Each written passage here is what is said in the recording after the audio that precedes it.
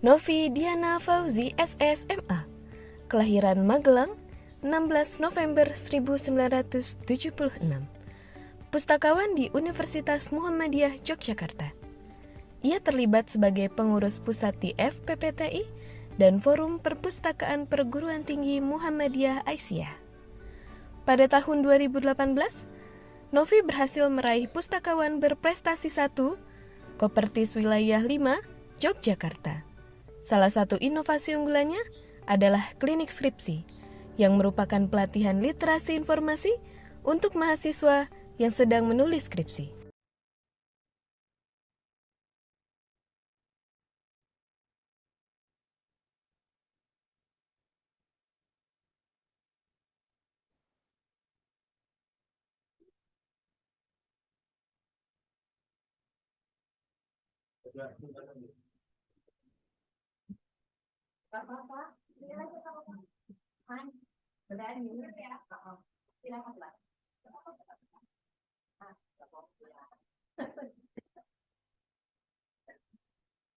Cek, udah ya.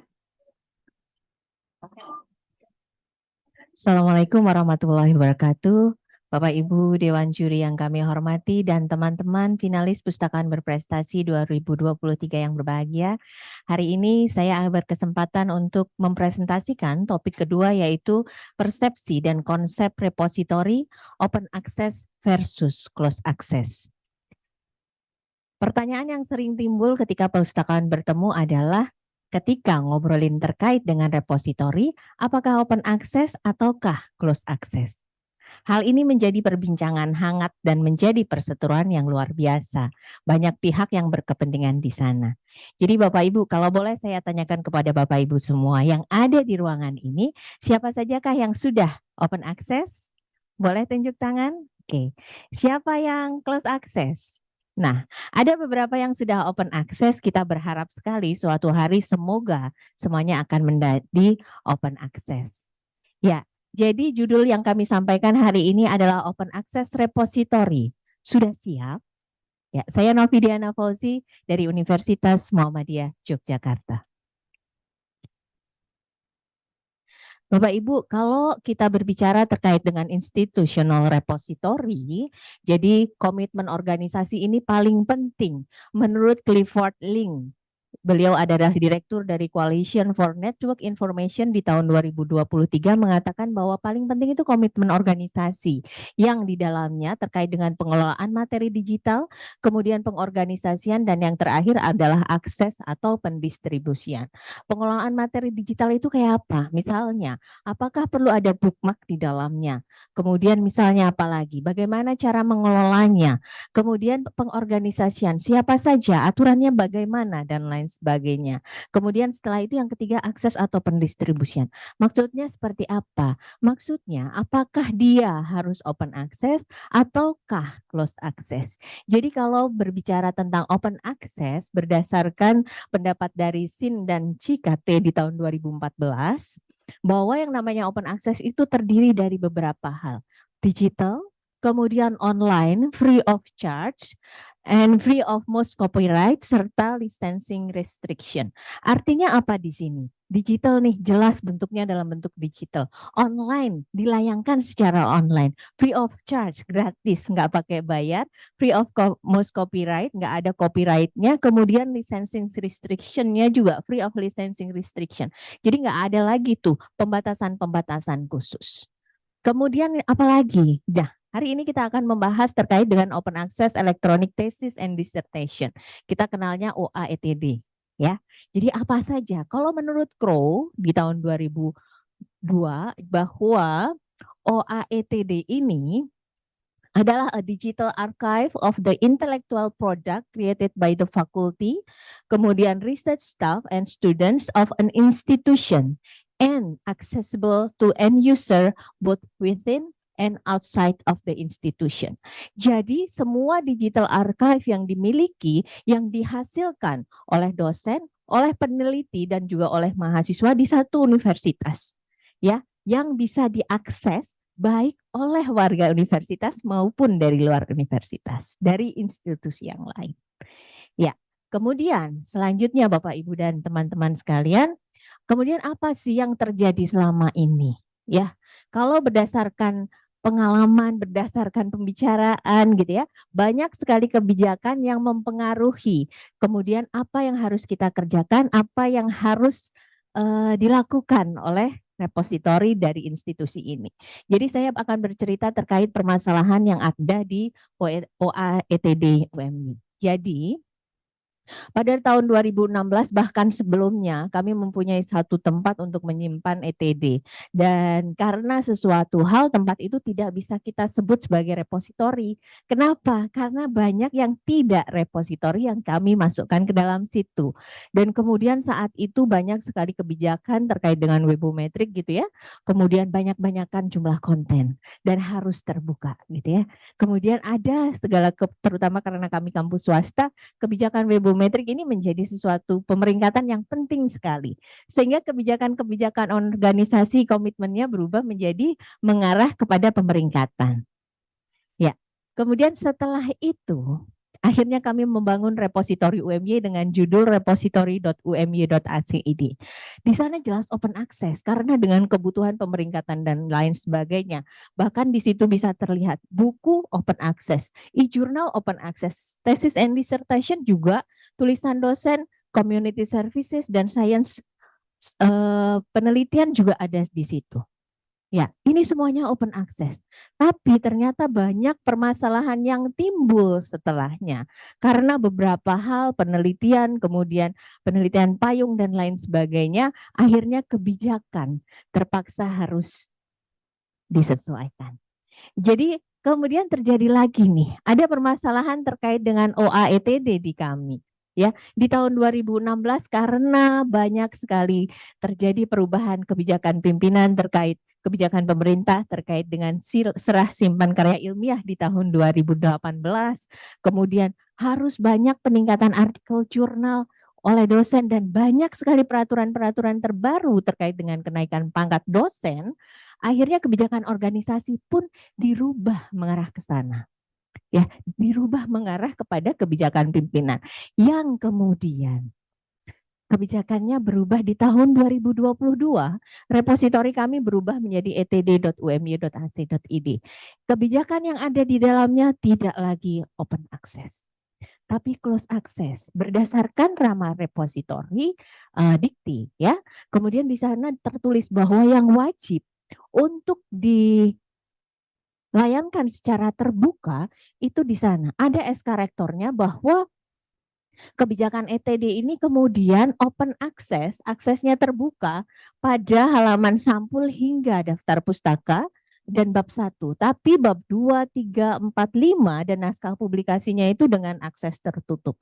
Karena adanya penelitian payung sekali lagi, kemudian proses pengiriman artikel jurnal yang belum selesai dan juga kompilasi tulisan dosen yang kompilasi tulisan mahasiswa yang menjadi tulisan berbarengan gitu ya, beberapa autor. Nah, Bapak Ibu, kemudian ada nih bahwa tanggung jawab perpustakaan sebenarnya ada di sini. Di dalam SK itu juga berbunyi apa saja kebijakannya. Bagaimana ternyata perpustakaan wajib juga tetap menjaga hak kekayaan intelektual dan kemudian kerahasiaan informasi dan menyediakan fasilitas penelusuran informasi. Jadi itu open access, tapi close access. Tapi bagaimana agar warga kami juga bisa memanfaatkan semua informasi, semua artikel, semua skripsi yang sudah dikumpulkan. Akhirnya solusinya adalah kami memasukkan etd.umy.ac.id ini ke dalam laman LMS, Learning Management System, yang kami sebut dengan MyClass. Apa itu MyClass? Jadi kita memasukkan pustaka dalam MyClass, jadi ini adalah tampilan MyClass kami.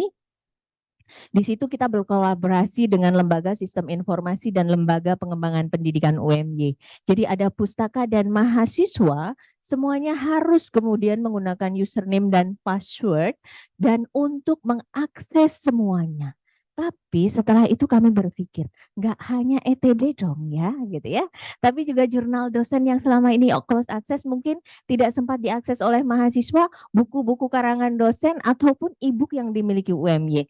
Kenapa seperti itu? Karena ternyata Bapak Ibu, teman-teman semua, ternyata mahasiswa ini tidak mau kalau ketika mereka mencari informasi itu harus pindah-pindah tempat.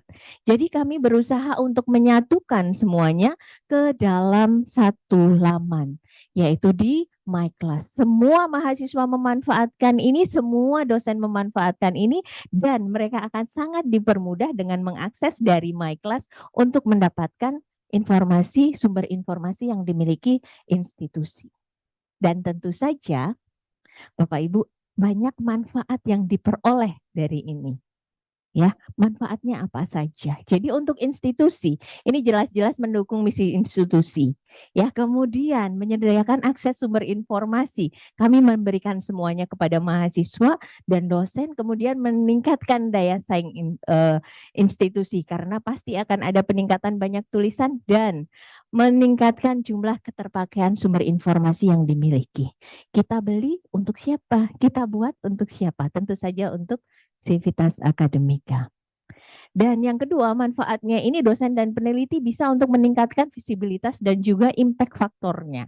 Jadi angka citasinya pasti naik dan ini semua akan suka. Ya, semua akan bahagia dengan ini. Kemudian mendorong penelitian lintas ilmu karena semua dosen bisa membaca tulisan dosen yang lain. Mahasiswa bisa kemudian melihat tulisan dosen-dosen mereka dan juga teman-teman mereka yang lain. Kemudian tentu saja dengan melihat hasil tulisan orang lain, melihat penelitian orang lain, melihat inovasi yang sudah dibuat oleh orang lain, kita bisa memberikan penelitian yang lebih baru, yang lebih inovatif. Kemudian apalagi untuk mahasiswa, ternyata ini tadi Bapak Ibu dan teman-teman ya, bahwa ketika kita memberikan akses informasi dalam satu pintu, mahasiswa ini akan lebih suka untuk mengaksesnya. Enggak lagi deh dari laman ini kita pindah ke laman satunya, pindah ke laman satunya lagi, pindah ke laman ketiga, keempat dan seterusnya. Satu pintu saja untuk mendapatkan semuanya. Kemudian juga menyediakan sumber informasi yang mendorong pendidikan jelas yang kami siapkan, yang kami taruh di situ pastilah sumber informasi yang qualified, akurat, dan relevan. Kemudian dapat membaca skripsi, tesis, disertasi secara penuh. Nggak lagi ada yang dibatas-batasi, tapi tentu saja kami memberikan train gitu ya, arahan bagaimana memanfaatkan dengan lebih baik dan tidak kemudian terjadi duplikasi. Kemudian ini yang keempat, dosen membutuhkan angka citasi, mahasiswa membutuhkan mensitasi tulisan dosen. Jadi ini sangat bagus untuk mahasiswa. Kemudian manfaatnya apalagi untuk pustakawan, untuk perpustakaan. Kita dituntut untuk meningkatkan sumber informasi yang dimiliki institusi, sehingga keterpakaiannya pasti akan meningkat. Kemudian juga untuk perpustakaan kami akan lebih mudah mengarahkan dosen dan peneliti juga mahasiswa untuk mencari sumber informasi. Dan yang ketiga, sekali lagi angka citasi dosen dan peneliti di masing-masing kampus itu harus selalu naik. Dan kami mendukung itu dan kami berusaha untuk meningkatkannya. Jadi Bapak Ibu dan teman-teman semua yang ada di dalam pustaka ini tidak akan lepas bahwa dia masuk di dalam My Class, bukan di perpustakaan. Bagaimana dengan trafficnya? Alhamdulillah trafficnya tetap masuk dalam traffic perpustakaan dan luar biasa kenaikannya. Jadi Bapak Ibu dan hadirin semuanya, apakah pertanyaan ini sudah bisa kita jawab? Open Access Repository? Sudah siap? Siap. Nah, kalau sudah siap, yuk kita bersama-sama. Tadi beberapa teman-teman yang ada di ruangan ini sudah jelas menyampaikan bahwa mereka open access, tapi ternyata belum banyak kampus yang kemudian membuat kebijakan open access ini. Apakah kita perpustakaan kemudian harus kekeh dengan open access? Tentu saja kita berharap bisa begitu, tapi banyak kepentingan dari universitas, banyak kepentingan yang terkait dengan kita yang mungkin tidak bisa kita sampaikan. Mari kita bersama-sama untuk mencoba, untuk mengedukasi bahwa open access ini penting. Tentu saja kita tidak mau terjadi konfrontasi dengan pihak lain, tentu saja kita ingin semuanya berjalan dengan lebih baik. Jadi sekali lagi Open Access Repository sudah siap. Bismillah. Semoga kita semua siap dengan Open Access Repository. Demikian Bapak Ibu Dewan Juri dan juga teman-teman. Terima kasih. Assalamualaikum warahmatullahi wabarakatuh.